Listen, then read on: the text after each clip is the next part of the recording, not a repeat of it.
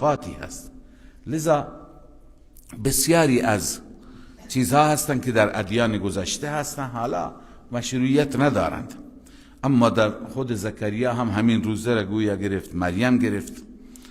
فاتت به قومها تحمله، آورد او را پیش قومش در حالی که حملش میکرد، به دوشش داشت، در بغل داشت. اونا وقتی دیدن مریم فرزندی داره، قالوا یا مریم لقد جئت شیئا فریا، ای مریم مرتکب شدی چیز بسیار سنگینی. اصل افترا میگویند دروغ را، ولی منظور گناه هست، اینجا گناه سنگینی مرتکب شدی. تو چرا فرزندی داری؟ مگر کسی از خاندان شما این کاری بوده؟ مگر تو دختر عمران صالح نیستی؟ تو برادر هارون، خواهر هارون نیستی؟ این هارون برادر موسی نیست، بلکه این هارون را گفتن که برادر مریم بود، برادر پدریش بود، از مادرش نبود. و کان اخاها من ابیها و من افضل بنی اسرائیل، برادرش بود از طرف پدر و یکی از صالحین بنی اسرائیل بود، از انسانهای خوب بنی اسرائیل که همه به او اعتماد و اعتقاد داشتن. تو خواهر بزرگواری مثل هارون هستی، این چه کاری هست که میبینیم در تو؟ لذا گفتن یا اخت هارون، ای خواهر هارون، ما کان ابوک امرأ سوء، پدر تو مرد بدی نبود، مردی که این کارها را بکند نبود. و ما کانت امک بغیا، و مادرت هم مادر زناکاری نبود، بغیا نه زانیتن. تو چرا شوهر نداری، ازدواج نکردی، فرزند بغل داری؟ فاشارت الی انی عبدالله، من بنده خدا هستم. آتانی الکتاب، خدا به من کتاب میدهد. منظور کتابی که در اون شریعت باشد. و جعلنی نبیا، و خدای تعالی مرا نبی قرار داده. حالا بعضی میگویند که اینها را در همون زمان گفت، اما بعضی میگویند که اینها مربوط به زمانی هستند که عیسی به نبوت رسید. اونجا فقط هست که قال انی عبدالله، من بنده خدا هستم. و بقیه سخن این هست که مادر من پاک هست، مادر من عفت دارد، زن پاکی هست و مرا خدای تعالی با قدرت خودش درست کرده. فقط بحث سخن گفتن است، اینکه چه سخنی گفت بقیه را قرآن اشاره نکرده، ولی خب از فحوا معلوم میشه اون چه چیزی میخواست بگه. او همین گفت که یعنی مادرم مادر پاکی هست، اونطور که شما تصور میکنید اون کار را نکرده، فقط اینجا پاکی مادر. اما بقیه قرآن مجید بالاخره مقصود داستان را بیان میفرماید. بقیه مربوط به زمانی هست که عیسی علیه السلام این زمان چی بود؟ پیغمبر بود. لذا اینجا اعلام کرد آتانی الکتاب، خدا به من کتاب داده و مرا نبی قرار داده، فرستاده خودش. و جعلنی مبارکا اینما کنتو، به برکت همین تبلیغ دین، تبلیغ توحید خدا، مرا خداوند مبارک قرار داده هر جا که باشم، یعنی هر جا باشم حامل برکات هستم. و دلیل عبدیت من که انی عبدالله، خدا به من دستور داده. حالا دیگه تبلیغ عیسی است. و از اون بخش که عیسی در مهد و در گهواره و در طفلی صحبت کرد، حالا انتقال شد از اون کلام به این کلام، چون مقصود همون تبلیغ عیسی است، مقصود سخن گفتن عیسی است. اونجا فقط سخن عیسی آمد که گفت من بنده خدا هستم، بقیه اون چیزی که در پاکی و عفت مادرش گفت اون را قرآن ذکر نکرده. اما بقیه کلام از اون کلام انتقال شد به این کلام زمان نبوت. لذا میگوید و اوصانی بالصلاة والزکات ما دمت حیا، الله عزوجل مرا وصیت کرده به نماز و به زکات تا زمانی که من در دنیا باشم، در دنیا زنده باشم. همچنین مرا توصیه کرده و برم به والدتی، که من نسبت به والده خودم، نسبت به مادر خودم احسان کنم، خدمت کنم. ولم یجعلنی جبارا شقیا، خداوند مرا انسان زورگو و محرومی قرار نداده، ستمگر، زورگو و شقی، محروم قرار نداده. الله عزوجل به من دستور داده مکارم را، خوبی ها را.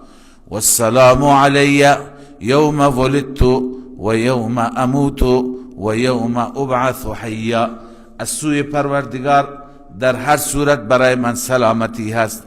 سلامتی بر من روزی که من متولد شدم، روزی که میمیرم و روزی که دوباره از قبر بلند میشم، مبعوث میشم، زنده مبعوث میشم.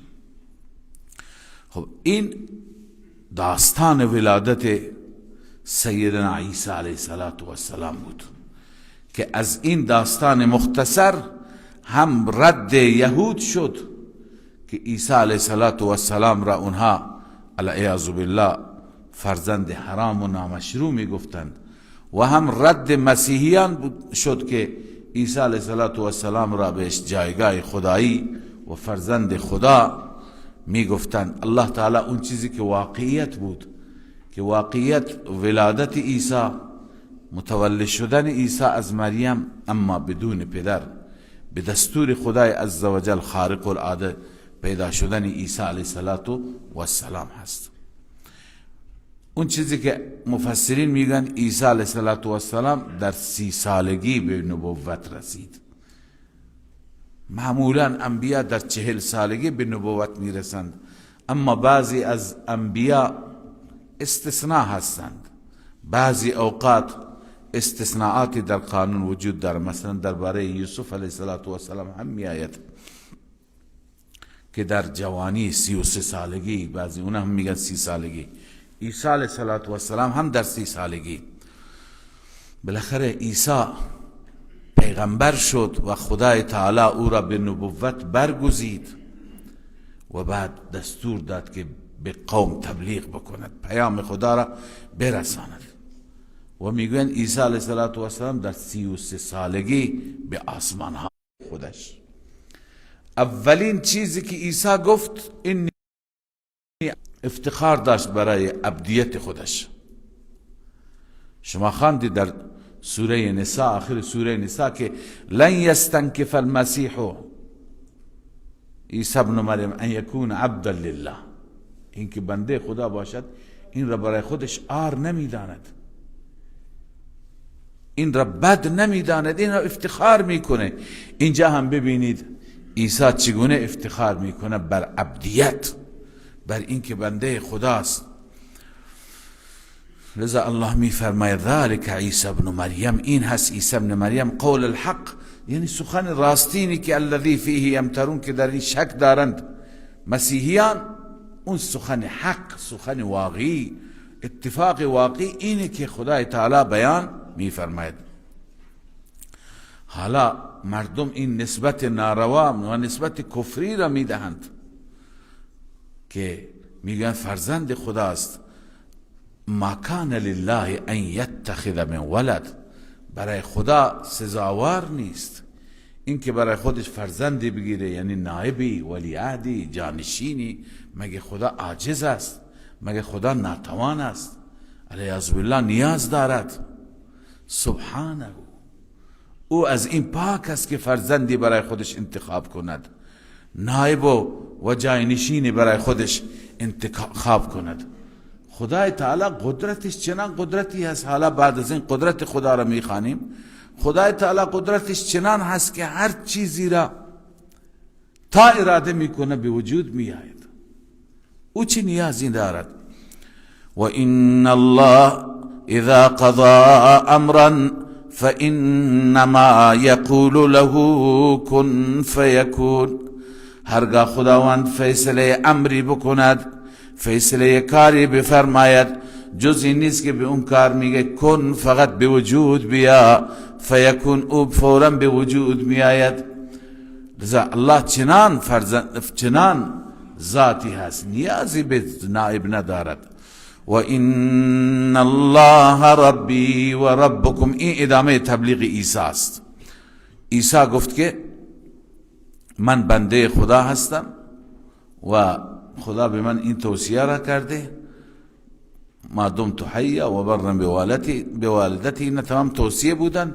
و دیگه عیسی گفت که و ان الله ربی و ربکم فاعبدوا، همانا الله رب من است و رب شماست، تربیت کننده من و شماست.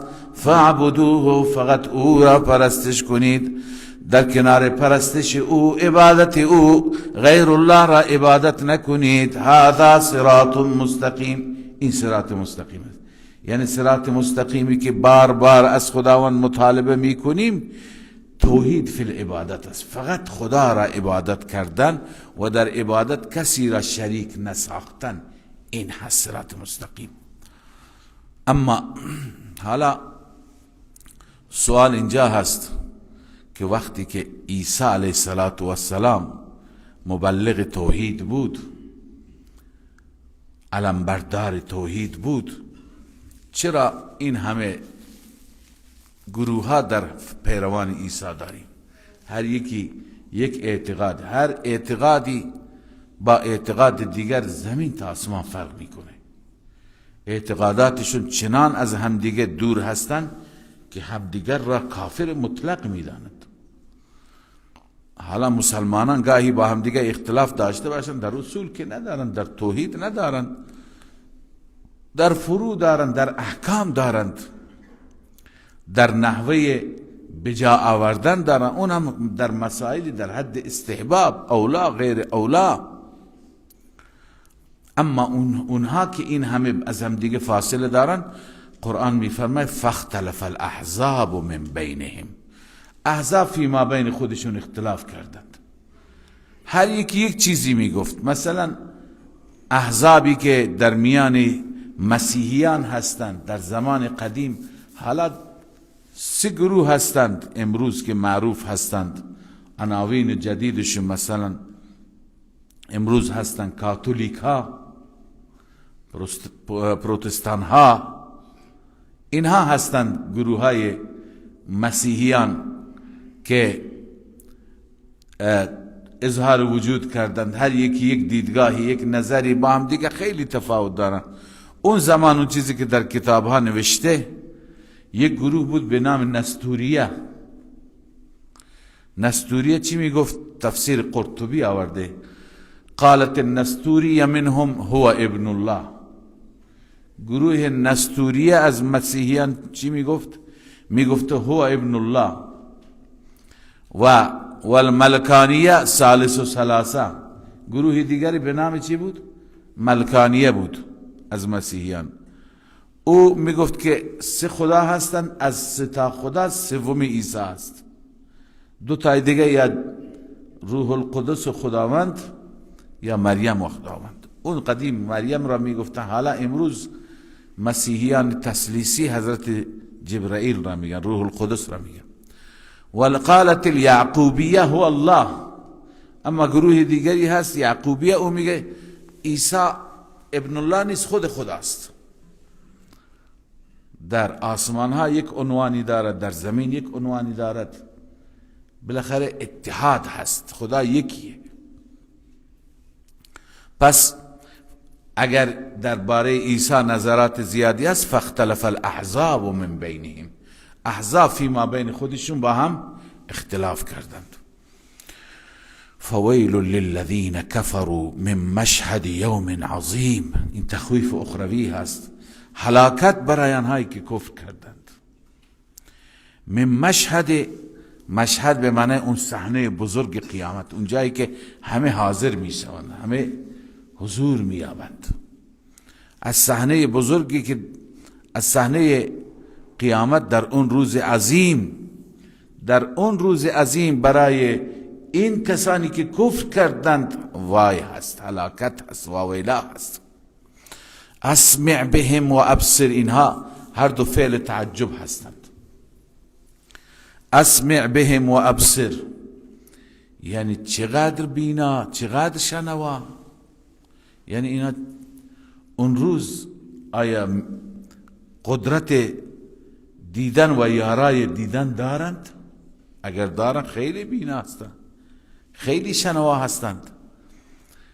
یوم یأتوننا، روزی که پیش ما میایند، یعنی برای حساب و کتاب چشماشون را باید باز کنند، گوشهاشون را باید باز کنند، ببینند مشاهد هولناک قیامت و عذاب در جهنم را، بشنوند اون صداهای مهیب و وحشتناک را. لکن الظالمون اليوم، روزی که پیش ما برای حساب و کتاب می آیند، اما ظالمان امروز در گمراهی آشکار هستند. در دنیا گمراهند، به سمت واقعیت نمی آیند. به همین خاطر الله عزوجل به پیغمبر می فرماید اینها را بترسان از اون روز حسرت. یک نام قیامت یوم الحسرت است. همه حسرت می خورند. کفار حسرت می خورند که چرا ایمان نیاوردند و عمل نکردند. مؤمنان حسرت می خورند که چرا کم کردند، بیشتر از این نکردند. و انذرهم یوم الحسره، آنها را از روز حسرت بترسان. اذ قضی الامر، وقتی که امر فیصله میشه. و هم فی غفله، آنها در غفلت بودند. و هم لا یؤمنون، چون که در غفلت بودند ایمان نیاوردند به توحید خدا، به یگانگی خدا. اون روز دیگه همه چیز برای ما میماند. انا نحن نرث الارض و من علیها، همانا ما وارث زمین میشیم و هر کسی که بر زمین، یعنی هر چی که روی زمین هست، همه برای خدا میماند. و الینا یرجعون، تمام به سمت ما برگردانده میشوند. لذا این دنیا پایان مییابد. این مادیات و سرمایه هر چی به مالک اصلی میرسد. مالک اصلی کیه؟ الله هست. مالک اصلی زمین الله هست، دنیا الله هست، ثروت ها الله هست. لذا به دست ما میفته، برای ما میمانه. این انسان ها همهشان دست خالی به ملاقات خدا میروند، مگر کسی عملی کرده باشد. بالاخره این درباره ولادت عیسی بود و تولد عیسی و اینکه عیسی علیه السلام بدون پدر پیدا شد.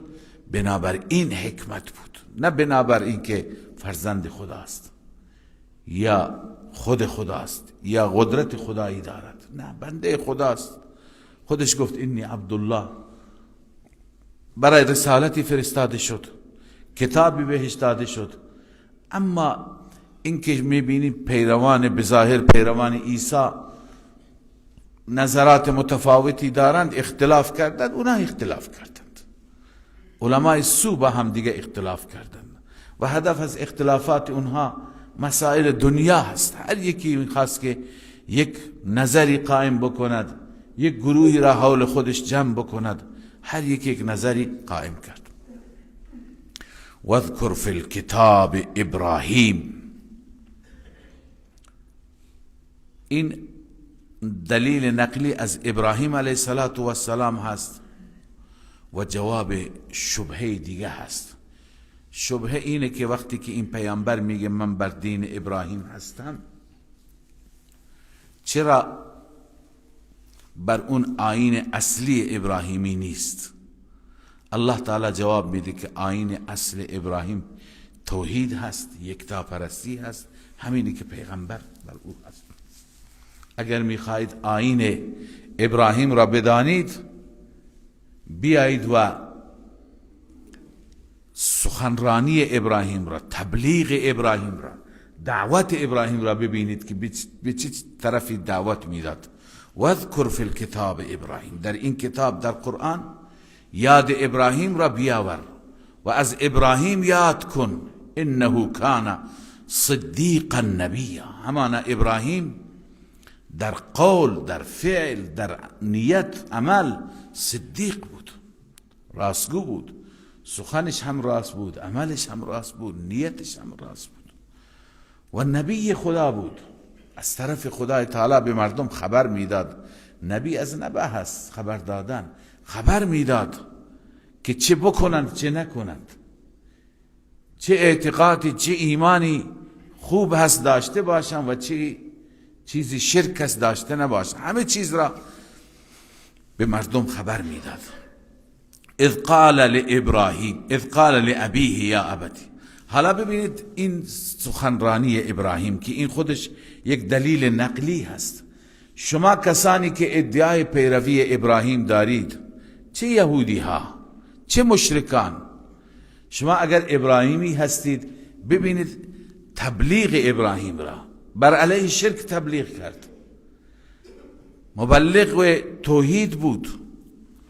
اذ قال لابیه یا ابتی، زمانی که ابراهیم به پدرش گفت ای پدر من، لم تعبد، چرا تو پرستش میکنی، ما لا یسمع، آن خدایانی که نمیشنوند، ولا یبصر، نمیبینند، ولا یغنی عنک شیئا، و نه دفع میکنند دور میکنند از تو هیچ چیزی را. ای پدر بیا از من گوش کن که خدا برای به من علم داده، دانش داده. یا ابت انی قد جاءنی من العلم، ای پدر من همانا برای من علم آمده از طریق وحی، آن علمی آن دانش و بینشی که ما لم یأتک، پیش تو نیامده الله به من داده. این فضل خدا به هر کسی میده. لذا فاتبعنی اهدک صراطا سویا، ای پدر مرا پیروی کن که من تو را راهنمایی میکنم به راه راست، راه درست که همون راه توحید است. و اینهایی که تو ای پدر و امثال تو عبادت میکنید، این عبادت شیطان هست. شیطان اینجا نفوذ کرده در این بتها و شما را گمراه میکند و شما را به سوی سجده خودش، عبادت خودش میکشد.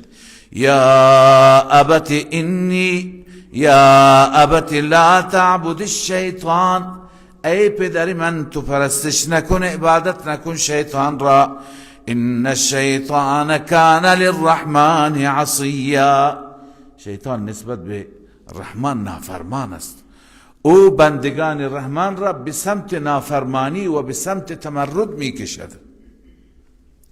و اگر این راه را ادامه بدی، اتباع شیطان، عبادت غیر الله، یا ابت انی اخاف ان یمسک، ای پدر من میترسم که به تو برسد، یعنی گریبانگیر تو بشه، عذاب من الرحمن، عذابی از جانب رحمان، از جانب الله.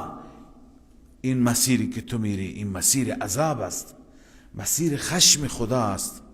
فتکون للشیطان ولیا، اون وقت دوست شیطان میشه، همدم شیطان میشه، یار و یاور او میشه.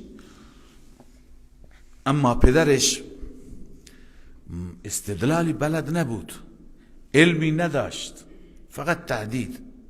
راغب انت عن آلهتی یا ابراهیم، اینجا راغب آمده با صله عن به معنی اعراض میاد. آیا روی گردانی، معرضی تو ای ابراهیم از خدایان من، از آلهه من؟ او بجای اینکه حرف ابراهیم را گوش کند، ابراهیم را تهدید میکنه. لئن لم تنتهی، اگر از این دعوت و وعظ خود باز نیایی، یعنی وعظ توحیدی، لارجمنک، من تو را سنگسار میکنم، میزنم. واهجرنی ملیا، و اصلا ترک کن مرا برای مدت طولانی، ملی دهرا طویلا، منظور همیشه، برای همیشه مرا ترک کن، تا زمانی که به این عقیده هستی که آلهه من را بد میگی. ابراهیم علیه السلام وقتی که دید که پدر ترکش را میخواهد، پدر جدایی میخواهد، قال سلام علیک، سلام علیک. این سلام سلام متارکه هست. بعضی گفتن که کافر را سلام گفتن درست نیست، جوابش درسته. یعنی وقتی که کافر مبادرت کرد به سلام، درسته برای شما جوابش بدید، ولی شما مبادرت نکنید، شما هیچ وقت کافری را جواب سلام ندهید. اما بعضی از علما میگن که مضایقه نیست، اشکالی نداره. چه بسا این برخورد حسنه باعث انفعال در کافر، باعث تأثیر در کافر بشه.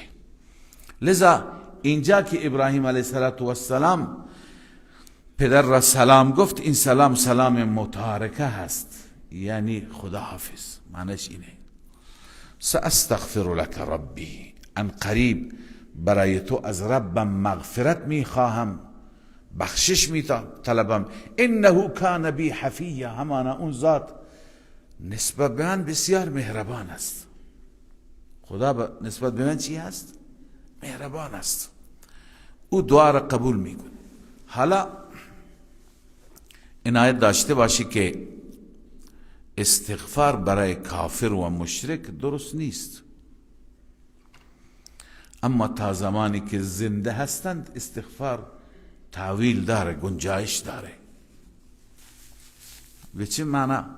به این معنا که برای اونها وقتی میگیم خدای ببخش، این برادری مثلا کافر خودش را میگه، پدری کافر را میگه او را ببخش، معنیش اینه که موجبات بخششش را فراهم بیار. موجبات بخشش چیه؟ هدایت است. هدایتش بده، ایمانش بده و بعدم ببخش. پس برای کافری که زنده هست دعای بخشش کردن به معنای دعای هدایت کردن است.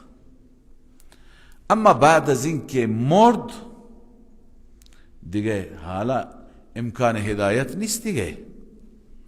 بعد از اون بخشش، طلب بخشش کردن برای این کافر ممنوع است.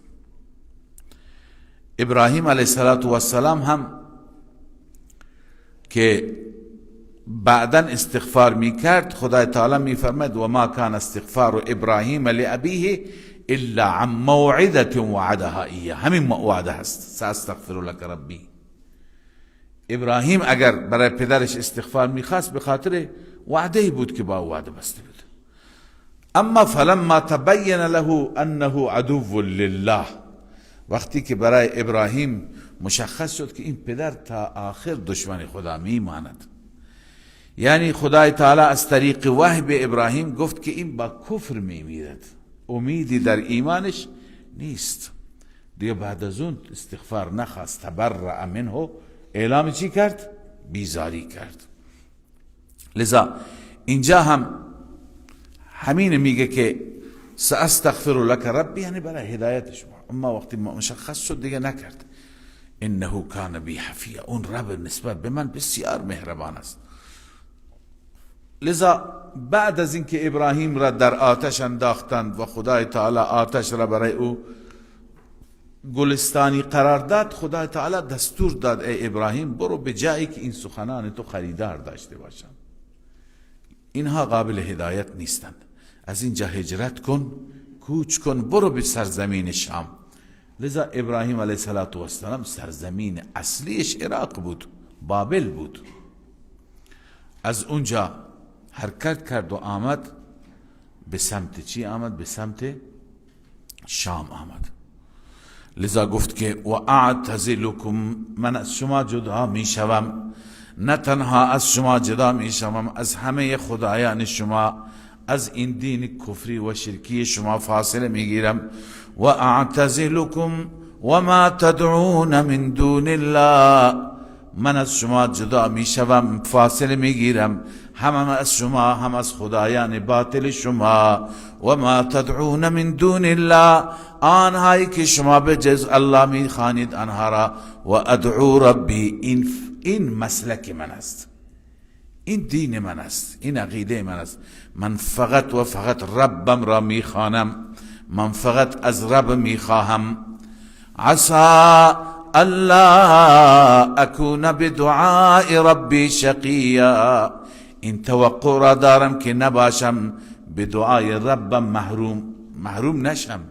انسان زمانی محروم میشه که در دعایش دعای غیر خدا هم باشد، آمیزش غیر الله هم باشد. اما ابراهیم میگه من فقط خدا را میخوام. ببینید اینجا یک نکته ای که قبلا این نکته را من زیاد عرض کردم و دلایل دیگری هم ذکر کردم، میخوام نظر شما را متوجه بکنم به این نکته. او این است که بسیاری میگویند که عبادت چیزی دیگه است، دعا چیزی دیگه است. کسی که از غیر خدا چیزی بخواهد دعا بکنه، این عبادت حساب نمیشه که شما این را شرک میگید. این افراط شماست، این زیاده روی شماست. اینجا ببین بحث عبادت اصلا نیست، بحث شرکه. اول هست که لما تعبد الشیطان یا لما تعبد ما لا يسمع ولا يبصر ولا یغنی. اولش عبادت، آخرش دعا. معلوم میشه که این یک چیز است. اینجا نگفته که و اعتزلکم و ما تعبدون من دون الله، چی گفته؟ و اعتزلکم و ما تدعون من دون الله. و نگفته اعبد ربی، گفته ادعو ربی. معلوم میشه اون در صدر تبلیغ ابراهیم است و اونی که در پایان تبلیغ ابراهیم است یه چیز هست. اونجا عبادت، اینجا دعای، اونجا اون تعبیر، اینجا این تعبیر. پس نباید بیاین تفکیک بکنن بین دعا و عبادت. چرا؟ تفاوت های دارد. عبادت عامتر است، دعا خاصتر است. عبادت به غیر دعا هم اطلاق میشه، اما دعا فقط عبادت است. الدعا هو العباده، الدعا مخ العباده. لذا میگه من فقط ربم را فریاد میزنم، یعنی فقط او را عبادت میکنم. عسى الا اكون بدعاء ربي شقيا. توقع دارم که به دعای ربم محروم نشم، یعنی از نعمتهای پروردگار بهره‌مند بشم و جز محرومین قرار نگیرم. از خدای تعالی هر چی که بخواهم به من عطا کند، دعای من را بپذیرد. خب در وسط سه مورد تقریبا، و اعتزلکم و ما تدعون من دون الله و ادعو ربی عسى الا اكون بدعاء ربی. سه مورد ذکر دعا بود، در آخر دوباره عبادت. فلما اعتزلهم و ما یعبدون من دون الله. پس همونطور که در حدیث آمده از فحوای این آیه هم معلوم میشه که الدعا هو العبادت. دعا و عبادت هیچ فرقی ندارن. لذا فلما اعتزلهم و ما یعبدون من دون الله، زمانی که از اونها جدا شد، از اونها دور شد به اون سمتی که الله دستور داد هجرت کرد، الله می فرماید وهبنا له اسحاق و یعقوب، ما به او بخشیدیم اسحاق و یعقوب را بخشیدیم. و کلا جعلنا نبیا، هر یکی از اینها نبی قرار دادیم. معلوم میشه که گاهی انسان به خاطر خدا و دین خدا یک قربانی میده، یک زحمتی میکشه، مجاهده را تحمل میکنه. حالا ابراهیم خیلی سختی کشید تا اینکه هجرت کرد. این هجرت خودش هم تمام مشقتی هست. وطن خودت را ترک بکنی و یک وطن جدید بیایی، زندگی را انتخاب بکنی، کلی مشکلات داره. اما الله عزوجل بهش پاداشی داد. فرزندان صالحی که نبی هستند. معلوم میشه که بالاترین هدیه و بالاترین نعمت معنوی هست، نه مادی. اگر نعمت مادی بود به جای این نعمتهای مادی خدا 2 تا کاخ بهش میداد، 2 تا انبار پر طلا میداد. اما الله تعالی 2 فرزند یعنی پدر و پسر بهش داد. و بعد در میان نعمتهای معنوی که به یک انسان خدا عنایت میکند، برجسته ترینش فرزند صالح است. چون که اگر توفیقی دیگه داری، این توفیقی تو نماز هست، دعا هست، عبادت هست، تلاوت هست. این تا روزی که هستی. اما فرزند بعد از این که بری هم خیرش جاری هست. وهبنا له اسحاق و یعقوب و کلا جعلنا نبیا، هر یکی را ما نبی قرار دادیم. ووهبنا لهم من رحمتنا، همه اونها از رحمت خودمان بسیاری از نعمتهای معنوی عطا کردیم. وجعلنا لهم لسان صدق علیا، برای اونها یعنی برای این پدر و فرزندان، برای ابراهیم و اسحاق و یعقوب ما لسان صدق قرار دادیم. لسان صدق یعنی چه؟ یعنی در میان مردم بعدی، در میان نسلهای بعدی ذکر حسن، ذکر خیر، ذکر خوب، همه بعدها می آمدند از اونها به خوبی یاد می کردند. لسان صدق به این معنی از تفسیر بحر المحیط نوشته لسان صدق الثناء الحسن، یعنی به زیبایی از اونها تعریف کردن، که این تعریف کردن خودش یک الگویی میشه برای بعدی ها که به همون رسم، به همون روش، به همون منش زندگی خودشان را ادامه بدند. لسان صدق علیا، که زبان ثنای حسن و بسیار بالا، جایگاه و درجه رفیع به اونها دادیم. واذکر فی الکتاب موسی، همونطور که در این کتاب ابراهیم را یاد کردی، عیسی را هم یاد کردی، موسی را هم یاد کن. فی الکتاب ای فی القرآن. انه کان مخلصا و کان رسولا نبیا، او هم برگزیده خدا بود و رسول خدا بود و نبی خدا بود، هم خدا بهش نبوت داده بود هم رسالت. و نادیناه من جانب الطور الایمن، از جانب راست طور، که اینها را شما قبلا خواندید. ما او را صدا زدیم و قربناه نجیا، نزدیک خودمون او را قرار دادیم، مقرب قرار دادیم برای سخنان راز، برای حرفای راز، اسرار خدا به پیامبران میگه. به موسی هم چنین. و وهبنا له من رحمتنا اخاه هارون نبیا، ما به او بخشیدیم از رحمت خودمون، یعنی فضل محض، برادرش هارون را که نبی بود. اگر خدا تعالی به یک انسانی توفیقی میده، توفیق در راستای خدمت دین،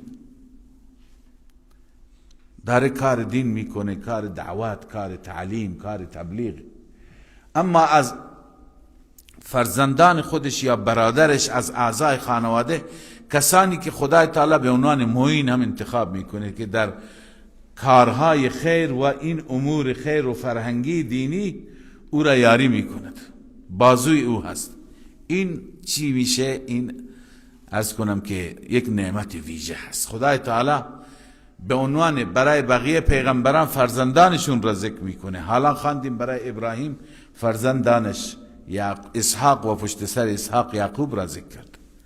اما اگر فرزند نباشه، برادر باشه، هم معین تو باشه، همکار تو باشه، این هم یک نعمت خداست. لذا الله به عنوان نعمت ذکر میکنه که و وهبنا له من رحمتنا اخاه هارون نبیا، از رحمت محض ما بود. البته موسی علیه السلام هم این را حالا در سوره طه میخوانیم انشاءالله، این را خودش از خدا خواست. بله. واذکر فی الکتاب اسماعیل، در این کتاب، در این قرآن اسماعیل را هم یاد کن، اسماعیل را هم یاد کن، ویژگی های اسماعیل را ببین. قبلا خدمت شما عرض کردم که درباره اسماعیل تفصیل در قرآن نیامده، مذهبش، تبلیغش، مسیرش چی بود و قومش چه کاره بودند، در قوم چه مشکلی بود، هیچ یکی از اینها در قرآن نیامده. بیشترین تفصیلی که آمده همین یکی دو آیه هست. اینجا ما هم باید زوم بکنیم صفاتی که اسماعیل داشت، این صفات را که خدا ازشون تعریف میکنه معلوم میشه اینا خیلی اهمیت دارند، برجسته هستند. الله عزوجل اسماعیل علیه السلام را برای قبیله جرهم که اینها باشندگان مکه بودند، قبلا جای دیگه بودن، ولی بعد از این که خداوند به هاجر و فرزندش اسماعیل چشمه ای داد، زمزم را داد، این قبیله چادرنشین بودند و هر جا کوچ میکردند، جایی چشمه میدیدند میرفتن اونجا زندگی میکردن. وقتی که اینجا احساس کردند که پرنده هست و آبادی هست، از دور آمدند اینجا را دیدن که مادر و فرزندی هستند، چشمه ای دارند، اجازه خواستم ما هم اینجا زندگی میکنیم. هاجر گفت در صورت اجازه میدم که یک وقت ادعای ملکیت نکنید، این مال ماست. گفت مال شماست، ما فقط استفاده میکنیم، میخوایم اینجا زندگی کنیم. از یک طرف هاجر از خداش بود، از خدا میخواست که بیان افرادی که اونها را از تنهایی در بیارند، لذا اجازه داد. این قبیله اینجا ساکن شد، باشنده شد، قبل از این نبود. و بعدا اسماعیل علیه السلام که بزرگ شد از همینها زن گرفت و بعد به سوی اینها مبعوث هم شد. اون قومی که اسماعیل به سمت اونها مبعوث شد و فرستاده شد همین قبیله هست، قبیله جرهم هست. اما چند تا از صفات و خواص اسماعیل، یکی الله تعالی قبل از همه آورده انه کان صادق الوعد. معلوم میشه که راستی در وعده خیلی مهم است. اسماعیل علیه السلام بر این خیلی متعهد بود، پایبند بود.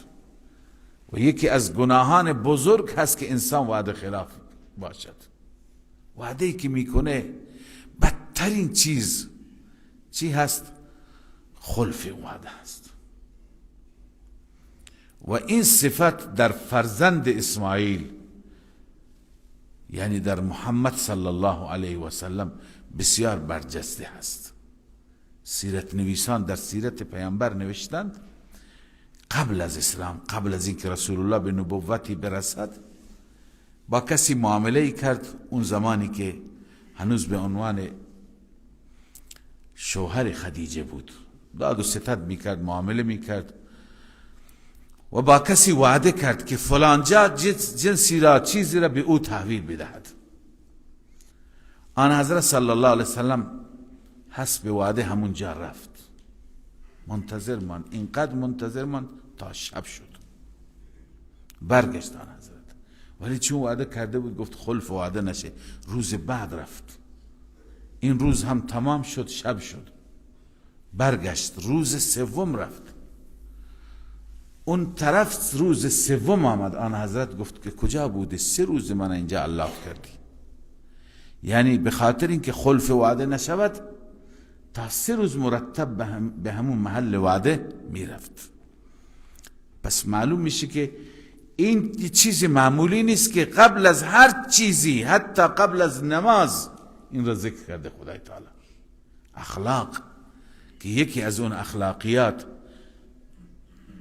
عرض کنم وفا به عهد است، وفا به وعد است، خیلی مهم است. لذا الله می فرماید انه کان صادق الوعد، هر وعده می کرد در اون وعده صادق بود. و کان رسولا نبی، و رسول خدا و نبی خدا بود. و کان یأمر اهله بالصلاة والزکاة. حالا علاوه از این ببین، عرض کردم چیزی که خدا به عنوان صفت هر پیغمبری میگه، اینها قابل اقتدا هستند، قابل احیا در زندگی هستند. حضرت اسماعیل علیه السلام به تربیت خانواده بسیار اهتمام می‌ورزید، به اندازه‌ای که اهل خودش را بار بار امر میکرد، بار بار برای اونها تاکید میکرد، نماز، زکات، فلان دستور، فلان حکم خدا. و کان یأمر اهله بالصلاة والزکات و کان عند ربه مرضیا، نزد ربش مرضی بود، پسندیده بود. همین حالات، بیشترین حالاتی که از اسماعیل آمده. معلوم میشه که در امر نماز پایبند بود، اهل و عیالش را هم میگفت، در امر زکات به خانواده هم میگفت، و همچنین از در باب اخلاق صادق الوعد بود. واذکر فی الکتاب ادریس، در کتاب ادریس را یاد کن. ادریس هم پیغمبری از پیغمبران خدا است. حالا درباره ادریس که در چه زمانی بوده قیل و قال زیادی هست، اختلاف زیادی هست. ببینید قبل از نوح علیه السلام سیدنا آدم بود. بعضی میگن که آدم یک فرزند داشت که اون هم پیغمبر بود، شیث علیه السلام یا شیث، حضرت شیث. خود حضرت نوح علیه السلام از نوه همین شیث هست. از طریق شیث به آدم میرسد، چند پشت پایین تر. اما در میان اینها یکی دیگه از فرزندانش ادریس بود، فرزند از نوه‌های حضرت آدم هست. ادریس که حالا در کتاب مقدس نوشتن که لقبش ادریس هست، اسمش اخنوخ هست یا خنوخ هست، بالاخره نامش چیزی دیگه هست، اما لقبش ادریس هست. چون با علم و با درس سر و کار داشت، ادریس از درسه هست، به این خاطر ادریس بهش میگویند. و این هم از اولاد شیث بود، از نوادگان شیث. نسبش را در قصص القرآن علامه حفظ الرحمن سیوهاروی، یکی از نویسندگان هست که درباره داستانهای قرآن و زندگی انبیا تحقیق کرده، ولی خب این اون چی که ایشون نقل میکند هم از کتابهای بنی اسرائیل هست. لا نصدق ولا نکذب. نوشتن که اخنوخ بن یارد بن محلائیل بن قینان بن انوش بن شیث بن آدم، یعنی بعد از 5-6 پشت به کی میرسد؟ به آدم. پس قبل از نوح علیه السلام پیغمبر دیگه ادریس بوده. و ادریس علیه السلام وصف عبادتش معروف، خیلی خدا را عبادت میکرد، خیلی ذکر و یاد خدا میکرد. حالا چیزهای دیگری درباره ادریس گفتند، اینها ثابت نیست، روایت های ضعیفی هست.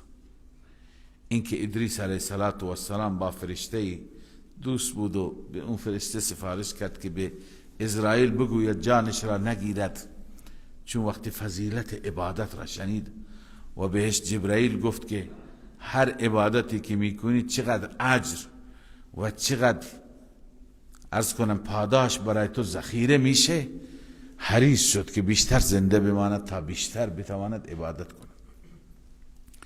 لذا او فرشته گفت تو را میبرم پیش اسرائیل. برد و نمیدونم در آسمان 4، اون فرشته اون را زیر بال خودش گرفته بود. اونجا به اسرائیل را دید که داره میره به طرف زمین. اون فرشته با او صحبت کرد، کجا میری؟ گفت که زمین میرم. و بعد اون گفت من سفارشی دارم، ادریس از دوستان من هست، چنین چیزی گفته. اسرائیل گفت الان کجاست؟ گفت با من همراه است. زیر بالش مخفیش کرده بود. و اسرائیل گفت خدای تعالی به من دستور داده که جان ادریس را بگیرم، حالا که بگیرم در آسمان 4 بگیرم. گفتم آسمان 4 چطور آورده بشید؟ تو نگو که این خودش آمده همینجا، همونجا جانش را گرفت. این روایت ضعیفی است، قابل اعتماد نیست. لذا اما از این جهت که انسان هر جا که مقدرش باشد، از این جهت درسی هست، موعظه‌ای هست. ولو اینکه مقدر باشد در آسمان 4 بمیرد، خدای تعالی از همین جا به صورتی به بهانه او را اونجا میبرد. لذا الله میفرماید انه کان صدیقا نبیا، همانا اون صدیق و نبی خدا بود، هم راستگو بود هم نبی بود. و رفعناه مکانا علیا، او را ما در کمالات جایگاه دادیم، بلند کردیم کمالات او را در رتبه بسیار بلند. حالا این مکانا علیا رتبتن است، بعضی چون اون داستان را اعتبار میکنن میگویند که مکانن علی از نظر چی؟ مکانن است، یعنی خدا به آسمان ها او را برد، اونجا رویش را گرفت. اولئک الذین انعم الله علیهم من النبیین من ذریة آدم. حالا اینجا چند تا از انبیا ذکر شدند، ابراهیم ذکر شد، موسی ذکر شد، هارون، اسماعیل، ادریس. اینا کسانی هستند که خدا بر اینها نعمت خاص کرده از انبیا، از جمله انبیا از اولاد آدم. و ممن حملنا مع نوح، و از اونهایی که ما همراه با نوح حمل کردیم. و من ذریة ابراهیم و اسرائیل، و همچنین از نسل و اولاد ابراهیم و اسرائیل که همه علمای انبیاء بنی اسرائیل بودند. و ممن هدینا و اجتبینا، و از آنهایی که ما اونها را هدایت کردیم و برگزیدیم. همه اینها چه ویژگی داشتند؟ این ویژگی را که در مقابل آیات الرحمن تسلیم بودند. اذا تتلی علیهم آیات الرحمن، آیات پروردگار خوانده میشد، خروا سجدا، به سجده می افتادند و بکیا، گریه می کردند. یکی از بهترین جاها برای تضرع، نیایش، گریه کردن سجده هست. معلوم میشه که در سجده گریه کردن نه اینکه عیب داره بلکه مستحسن است، خداوند ازش تعریف میکنه. در حالت سجده اینا چیکار میکردن؟ گریه میکردن. همه این انبیا این گونه با خدا رابطه داشتند. هر کسی که میخواد در مسیر انبیا قرار بگیره این رابطه را با خدا داشته باشه. اما پشت سری هایی که جاینشینان اونها شدند، اینها عبادات را هم ضایع کردند، دنبال شهوات و دنبال هوای نفس رفتند. فخلف من بعدهم خلف، جاینشین اونها شد، بعد از اونها خلف، جانشینانی که اضاعوا الصلاة، نماز را ضایع کردند، و اتبعوا الشهوات، و پیروی کردن از خواهشات. فسوف یلقون غیا، غی به معنی گمراهی، ان قریب مواجه میشن با گمراهی، یعنی با جزای غی ملاقات میکنند و مواجه میشن با چی؟ با جزای این گمراهی که کردن. البته کسی در همین دنیا توبه بکند و پاک میشه پروندهش. الا من تاب و آمن و عمل صالحا، این بشارت است مگر اون کسی که توبه می کند، از کفر و فسق توبه می کند، و آمن و ایمان می آورد، و عمل صالحا، تنها به اونم بسنده نمی کند بلکه عمل صالح انجام میده.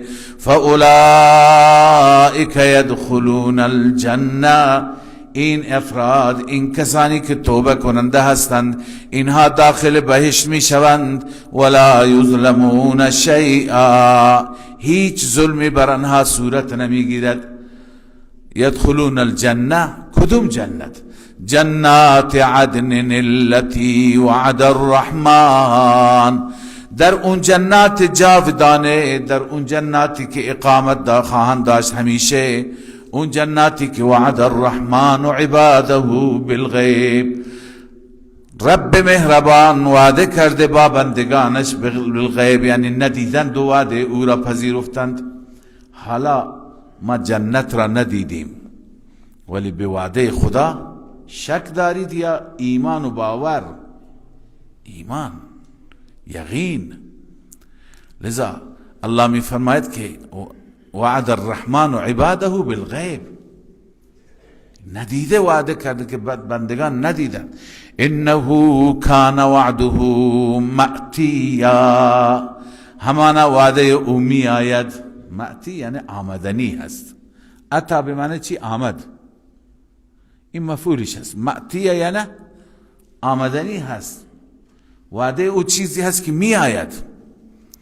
لا يسمعون فيها لغوا الا سلاما، کیفیت اون جنت، نمیشنوند در آن بهشت هیچ نوع لغو و لهو و لعبی مگر فقط کلمه سلام هست، همدیگر سلام دادن و همدیگر را خوش آمد گفتن. ولهم رزقهم فيها بكرة وعشيا، و برای آنهاست رزق آنها، روزی آنها صبح و شام، یعنی همواره علی الدوام، هر لحظه هر چی که رزق بطلبند. تلک الجنة التي، بعد از این خدا میفرماید این هست اون بهشتی که نورث من عبادنا، ما میدهیم. اینجا ارث به معنی دادن است، ای نعطی و ننزل، ما میدهیم به بندگان خودمون. به چه بنده ای میدهیم؟ من کان تقیا، اون بنده ای که با تقوا باشد، پرهیزگار باش. از چی پرهیز کنه؟ از شرک، از کفر، از گناه، از معصیت.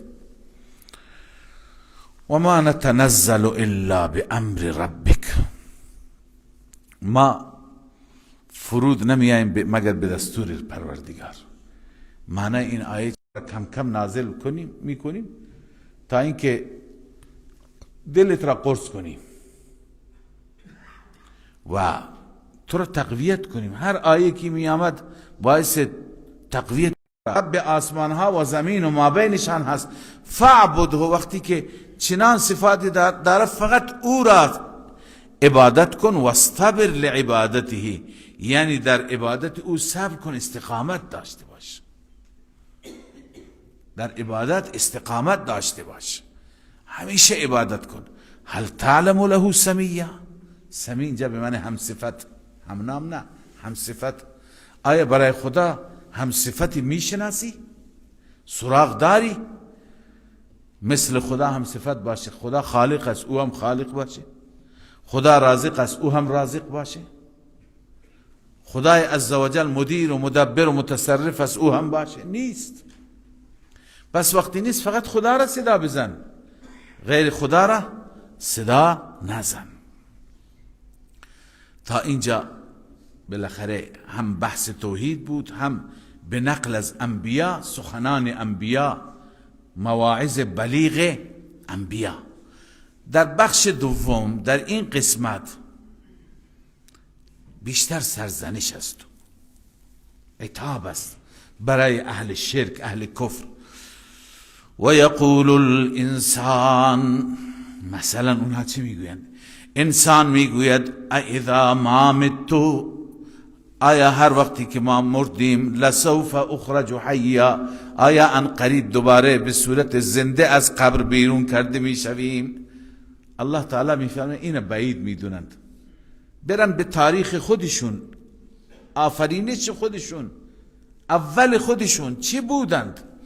اولا یذکر الانسان، آیا این انسان یاد نمی کند انا خلقناه من قبل، ما او را آفریدیم قبل از این، ولم یک شیئا، او موجودی اصلا نبود، هیچ چیزی نبود. خدا میگه ما آفریدیم. لذا در قیامت هم خدا دوباره پیدا می کند، سوگند یاد می کند. فوربک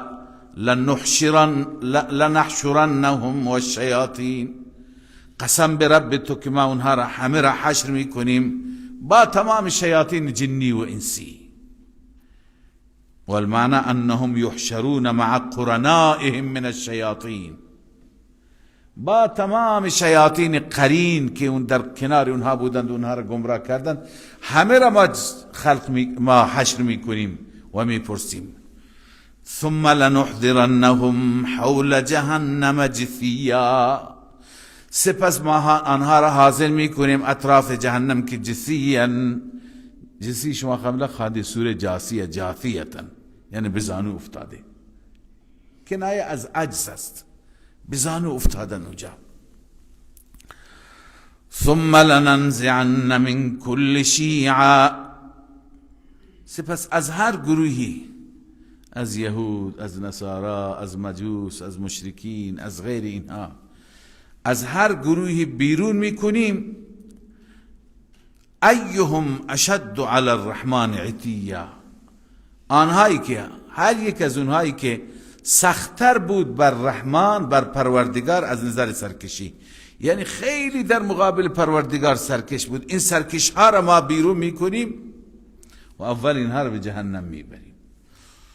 ثم لنحن اعلم بالذین هم اولا بها صلیا، سپس ما عالمتر هستیم، بهتر میدانیم اونهایی که اولا بها صلیه، یعنی صلی به معنی ورود، از نظر وارد شدن اولاترن به ورود بهشت. اونایی که مستحق ترند، اونایی که بیشتر حقشون است، ما میدانیم اونها را داخل بهشت میکنیم، ببخشید اونها را داخل جهنم میکنیم. بحث سرکشی بود، اشد علی الرحمن عتیا. لذا اونهایی که اولاتر هستند به اون آتش جهنم از نظر دخول، اونها را ما میدانیم ما داخل جهنم میکنیم، این سرکشترین ها را.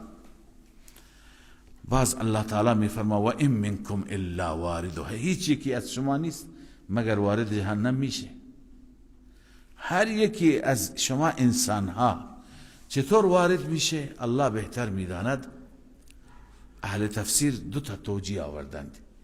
یکی این که میگن راه بهشت از همین جهنم میگذرد. راه بهشت از کجا میگذرد؟ از جهنم. ولی همه از جهنم میرن به بهشت میرن.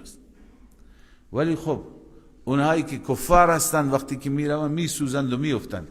برای مسلمانان همان گونه که برای ابراهیم خدای عزوجل آتش را گلستانی کرد، برای تمام کسانی که ایمان دارند راحت عبور میکنند، هیچ تأثری نخواهد بود، اصلا اذیت نمیشند. برای اینها گلستان است که رد میشود. بعضی اینه گفتم واردها یعنی ورود به معنی حقیقی. بعضی میگن که از ابن عباس و از ابن مسعود از هر دو این نقل است که ورود به معنی مرور هست، گذر کردن از کنار جهنم یا از روی جهنم، که میگن پرسرات از روی اون میگذرد، نه اینکه به خود جهنم بیفت. اینا از روی جهنم رد میشن تا ببینند خدا چه لطفی کرد، از چه جهنمی اونها را نجات داد. و این منکم الا واردها کان علی ربک حتما مقضیا، این بر ربت هست، این فیصله شده است.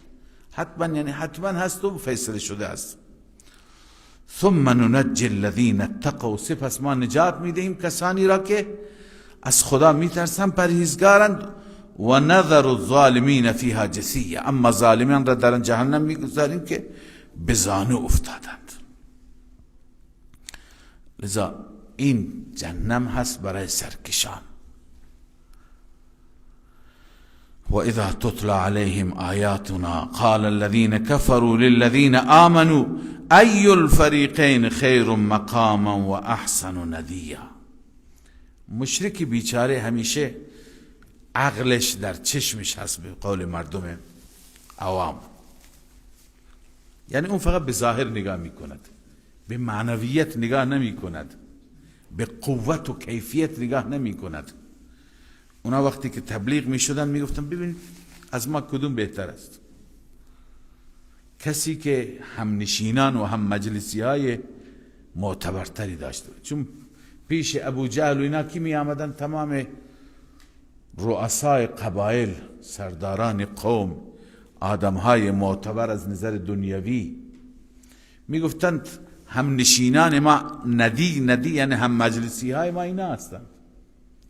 مال شما کی هستند؟ که کسانی که اطراف شما هستند یا برده هست یا غلام هست یا از روم هست یا از عرض کنم که فارس هست یا از حبشه و افریقا هست. اینا که می گفتند علیه بالله ارزش ندارند. الله می فرماید و اذا تتلى علیهم آیاتنا بینات، وقتی که بر آنها آیات بینات، آیات واضح و روشن تلاوت می شد، قال الذين كفروا للذين آمنوا، کفار به مؤمنین میگویند به افتخارشون، ای الفریقین خیر مقاما، از این دو گروه کدوم گروه جایگاهش بهتر است؟ و احسن ندیا، و زیباتر است از نظر هم مجلسی. ببینید هم مجلسی های ما کیه؟ این سردار و اون سردار و این خان و اون کت خدا. مال شما چه آدم های بی سر و پای هست. علیه بالله این توهین را نسبت به کی میکردن؟ صحابه. الله عزوجل جواب میده. اما جواب را در قالب تخویف میده. الله عزوجل میفرماید خیلی ها بودند که از شما هم ثروت بیشتر داشتند، هم خوشنماتر و خوشگلتر بودند. شما به ظاهر خودتون، اونها خوشنماتر از شما بودند، اما هلاک شدند، نابود شدند. و کم اهلکنا قبلهم من قرن، چقدرها را از قرون گذشته ما هلاک کردیم. هم احسن اثاثا و رئیا، اونها از نظر وسایل زندگی زیباتر داشتن، بیشتر وسایل داشتن، وسایل زیباتری. و رئیا یعنی از نظر دید، از نظر خوشنمایی، به تعبیر جدید از نظر دکور. رئیا همون معنی نشان دادن، اونی که دیده بشه. اونا زیباتر بودند از نظر خوشنمایی، اما خدای عزوجل اونا را هلاک کرد. معلوم میشه که این امتیازاتی که شما میگه این امتیازات عارضی هند، این امتیازات دروزه هند. فردا خان صاحب میمیره و میره، اونجا خانی به دردش نمیخوره، اونجا به دردش چی میخوره؟ عمل میخورد. اونجا این شکل زیبا و چشمای درشت به دردش نمیخورد. پس اینها نباید مایه افتخار باشند. قل من کان فی الضلاله فلیمدد له الرحمن مدا. این اون جواب اول بود، الزامی بود، جواب ترکی بود به اصطلاح. این جواب دوم هست، جواب تحقیقیه. الله میفرماید که هر کسی که در گمراهی هم باشه خدا بهش ثروت میده. فلیمدد له الرحمن مدا. البته رحمان برای او را میکشد، یعنی به طرف مادیات بهش میده، سرمایه بهش میده. این که دلیل مقبولیت نیست. این فرد در گمراهی و مادیت خدا بهش داده.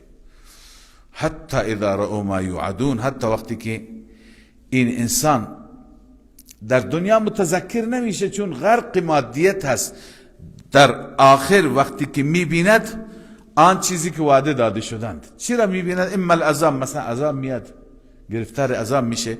و اما الساعه، قیامت میاد، یعنی مرگش میاد. من مات فقط قامت قیامت. عرض کردم وقتی که انسان میمیرد حقایق را میبیند، فرشتگان را میبیند که آمدن برای قبض ارواح. فرشتگان رحمت چقدر خوش قیافند، فرشتگان عذاب چقدر بدشکل و چقدر خشن و تندند. اینا را انسان میبیند. فسيعلمون من هو شر مكانا واضعف جندا. ان قریب اونجا میدانند چه کسی از نظر مرتبه بدتر بود مرتبهش و چه کسی از نظر لشکرش ضعیفتر بود. اینا افتخار میکردن ما لشکر فلان قبیله را داریم، فلان قبیله، اما وقتی میمیرد این لشکر به دردش نمیخوره. همه نشستن دور برش، چه در بیمارستان چه در خانه، اشک میریزن، هیچ کاری نمیتونن بکنن، نمیتونن نجاتش بدن. انسان عاجزه. بس معلوم میشه که از نظر پارتی، از نظر جند و سپاه کی ضعیفتره؟ اون کسی که سپاهی داره ولی هیچ کاری براش نمیکنه به وقت مرگ. اما این مؤمنان، اینایی که شما اینها را مسخره میکنید و میگه اینا ارزشی ندارند، اینا روز به روز ایمانشون اضافه میشه. هر چی آیه میاد ایمانشون بیشتر میشه. الله میفرماید و یزید الله الذین اهتدوا، می افزاید الله در آنهایی که ایمان آوردند، آنهایی که هدایت شدند، می افزاید هدن در هدایت اونها. و اون چیزی که عملی که اونها دارند فقط برای آخرت، برای خوشنمایی دنیا و نشان دادن و زرق و برق نه. والباقیات الصالحات خیر عند ربک. باقیات صالحات او بهتر است نزد پروردگار تو. یعنی اعمالی که این افراد انجام میدن، این فقیر فقرا، این ضعفا، اون بهتر هست نزد رب تو. و خیر مردا، و بهتر است به اعتبار سرانجام، عاقبت کار، انجام کار. افرأیت الذی کفر بآیاتنا وقال لأوتین مالا وولدا. حالا این آیه هم درباره یک کسی بود که چه کسی؟ مصداقش افراد مختلفی ذکر شده، لازم نیست که کسی خاصی را تعیین کنیم. هر کسی که ادعا دارد که اینجا به من خدا همه چیز داده، قیامتی نیست، اگر باشد اونجا هم به من همونطور که اینجا فرزند داده، 10 تا پسر دارم، این همه سرمایه دارم، اونجا هم به من میده. الله میفرماید این انسانی که اینقدر خوشبین هست و پشتش گرم هست، بر اساس چی پشتش گرمه؟ ایمان داره، تقوا و خدا ترسی داره، یا از غیب خبر داره؟ افرأیت الذی کفر بآیاتنا، آیا دیدی اون انسانی را که نسبت به آیات ما کفر کرد؟ و وقتی گفته میشه چرا کفر میکنی، چرا از خدا نمیترسی، میگه خدا و آخرتی نیست. و قال لأوتین مالا و ولدا، به فرض قرار گرفتن در آخرت، البته حتما داده میشم هم مال و هم اولاد. الله میپرسه اطلع الغیب، آیا این از غیب اطلاع دارد که اونجا خدا بهش مال و اولاد میده؟ ام اتخذ عند الرحمن عهدا، یا پیش رحمان عهدی پیمانی گرفته؟ کلا، ردعیه است، هرگز نیست. نه این است و نه آن، نه عهد هست و نه اطلاع بر غیب. سنکتب ما یقول، ان قریب ما مینویسیم هر چی که میگوید، تمام یاوه‌گویی هایش را، کفریاتش را ما دستور میدیم بنویسند. و نمد له من العذاب مدا، می افزاییم برای او از عذاب افزودنی، یعنی هی عذاب را برایش بیشتر میکنیم لحظه به لحظه. و نرثه ما یقول، اون چی که میگوید اون را برایش وارث، ببخشید، و نرثه ما وارث اون چیزی میشیم که او میگوید. اون چی به چی افتخار میکرد؟ مال، زمین، سرمایه، جایداد، میگه همه اینها برای ما میماند. و نرثه به چی معنی؟ ما یقول، اون مالی که او میگوید ما وارثش میشیم، او دست خالی میره. اون که پیش ما بیاید، و یأتینا فردا، و یأتینا فردا یعنی تک و تنها میاید. تک و تنها به چه معنی؟ یعنی بدون مال و سرمایه، یا بدون هیچ حامی و پشتیبان، نه پیری کنارش هست، نه فقیری هست، نه فرشته، هیچ کسی نیست. حالا این بیچاره که اینطور بدبخت و خاک به سر، چرا؟ میفرماید واتخذوا من دون الله آلهه، اینا بغیر از الله دیگران را معبود قرار دادند، لیکونوا لهم عزا، تا اونها برای اینها چی باشند؟ کمک کننده، مددگار. عز به معنی مددگار. کلا، الله میفرماید هرگز اینطور نیست که او بیاد اینا را کمک بکنه. او نمیتونه، اون خودش را نمیتونه نجات بده. سیکفرون به عبادتهم، در اون قیامت اونها نسبت به عبادت اینا انکار میکنه، میگه خدایا ما از عبادت اینا بیخبریم، این کنن عن عبادتهم لغافلین. سیکفرون به عبادتهم و یکونون علیهم ضدا، اون معبودان بر علیه اینها میشه مخالف اینها، اونها هم بر علیه اینها شهادت و گواهی میدن، ولی خب خدای تعالی هر دو گروه را، عابد و معبود را در جهنم قرار میدهد. صدق الله العظیم. اندک استراحتی باشه.